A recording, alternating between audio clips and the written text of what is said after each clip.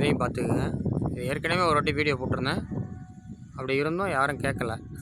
இப்போ மீண்டும் ஒரு வீடியோ போடுறோம் பாருங்கள். இங்கே பாருங்கள், எங்கே பிடிச்சி எரியுதுன்னு மட்டும் பாருங்கள். அங்கே பிடிச்சி எரியுது, ஆனால் அதில் இருந்து குப்பையை எது வரையும் கொட்டியிருக்காங்கன்னு மட்டும் நல்லா பார்த்துக்கோங்க ஐயா. இது யார் கேட்குறதுன்னே தெரியல. ஒரு நாள் மட்டும் மிஷின் வந்து அரைக்கிறதுக்கு மிஷினை நாங்கள் கொட்டி கொட்டி உடனே அரைச்சிக்க போகிறோம் அப்படின்னு சொல்லி வந்து சொன்னாங்க. ஆனால் அதுக்கப்புறம் அந்த வண்டியும் ஆளுங்காணும் யாருமே இல்லை. ஆனால் குப்பை மட்டும் வந்துக்கிட்டே இருக்குங்க. பாருங்க எவ்வளோ குப்பை கிடக்குன்னு. இவ்வளோ குப்பையும் நெருப்பு பிடிச்சா இது என்னத்துக்கு ஆகும் பாருங்கள். ஏற்கனவே வந்து அந்த அந்த அந்த அந்த மரத்தை காட்டுறோம் பாருங்கள். அந்த மரம் இப்படியே பிடிச்சி அந்த மரத்துக்கெல்லாம் அவ்வளோ குப்பை கிடக்கு. இது அப்படியே பிடிச்சி எரிஞ்சுதுன்னா அந்த மரம் சுத்தமாக போயிடும். ஒரு கிராமத்துக்கு ஒரு நினைவு சின்னமாக ஒரு சுடுகாட்டில் இருக்கிற மரம், ஒரு 150-200 வருஷத்து மரம் அப்படியே அழிஞ்சு போச்சு.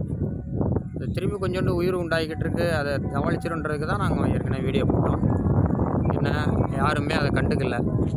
இந்த அதிகாரிகள் அதை கொஞ்சம் பார்த்து அந்த மரத்துக்கு கொஞ்சம் உயிர் உண்டாக்கி ஏதோ கொஞ்சம் மருந்து வச்சு அந்த மரத்தை உருவாக்கி உயிர் உண்டாக்குனா கொஞ்சம் சௌகரியமாக இருக்கும் நானே எதிர்பார்க்குறேன்.